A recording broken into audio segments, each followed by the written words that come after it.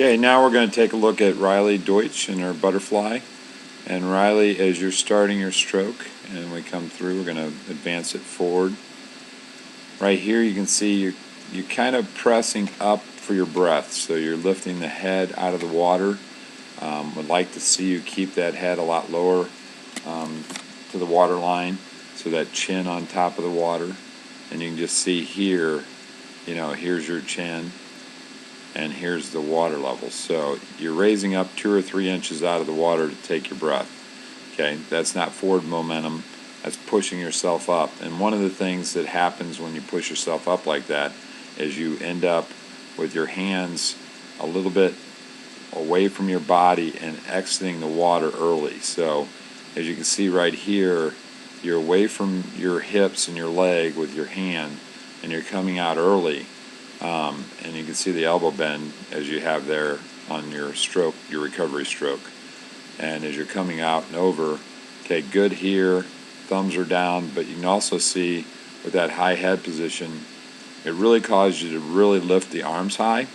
And when you're lifting the arms high, you're also rotating those hands early. So right here, I keep talking about it with the group, you're leading with your thumbs already at this point, so your thumbs out in front on both hands, okay? And you really want the thumb to be down. You want the thumb to be down and the pinky to be up. If you turn your hands this early in the stroke, it really kind of takes the shoulder out of it and takes the length out of the stroke. So as you're reaching forward, you can just see how high those hands are. And then at the front end, you can see how the wrists are bent. So if I'm looking at your wrist here in front, you got this going on into the water to start your catch. And you could be a lot longer if you're lower with those arms, straighter with those wrists. I'd really like to see, as your head's entering the water, that your hand from your wrist is straight from the elbow all the way through, just like that line there, instead of kind of bending that wrist. One of the things we don't want to have in swimming is really wrist. There's no real reason to bend the hands. The forearm and the hand kind of work together in terms of your catch and pulling.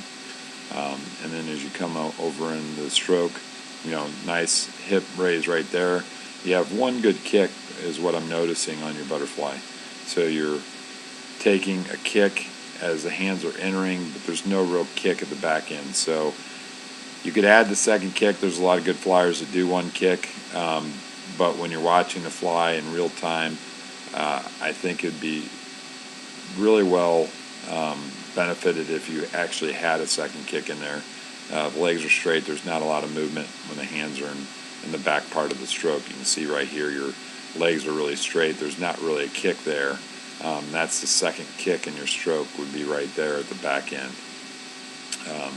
Again, just really high with the arms. I'd like to see them a lot lower to the water, the chin a lot lower in terms of the breath. I think you got a lot of up motion, and it needs to be lower to the water so you're moving forward more into the stroke, okay?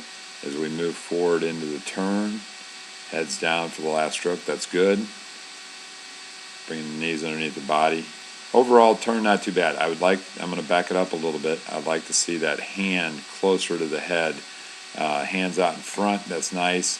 The second hand, I would like to see it bend a little bit more. So as you got it here, bend it at the elbow and bring it down behind the head. So you're a little bit tighter with the turn instead of opening up like that. I think it opens you up, makes the turn a little slower.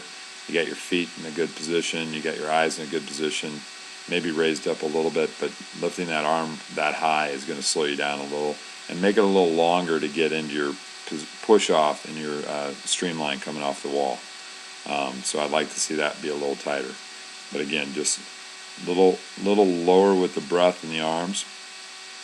I think that would move you forward a lot more in your stroke. So here's really good. You're in a really good position. You just get here and you turn those hands just a little too early. And again, I think that's causing either your breath to be high or your breath high is causing the arms to ride a little too high, and that's causing some of that turn of the hands. If we can be lower to the water with those arms, especially for a 200, would be a lot less work. And then that breath, lifting your head out of the water that high. So you can see how high your shoulders and head are in the butterfly right there. you're able to overcome it quite a bit, but I think that's where you're losing some of your speed lately. So we want to be a lot lower with that chest, a lot lower with that breath, and keep those hands, thumbs down a little bit longer.